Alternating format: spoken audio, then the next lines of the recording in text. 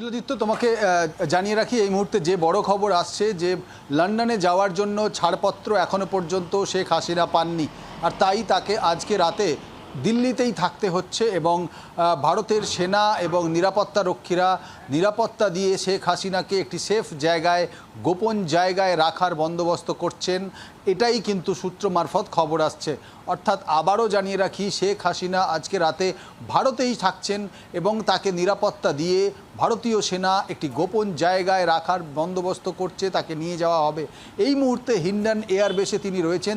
তার সঙ্গে জাতীয় নিরাপত্তা উপদেষ্টা অজিত দোভাল দেখা করেছেন এবং সেনার আধিকারিকরাও অনেকে দেখা করেছেন এবং তুমি যেমনটা বললে ওয়েস্টার্ন এয়ার কমান্ড তিনিও দেখা করেছেন এবং তাদের সঙ্গে কথা হয়েছে।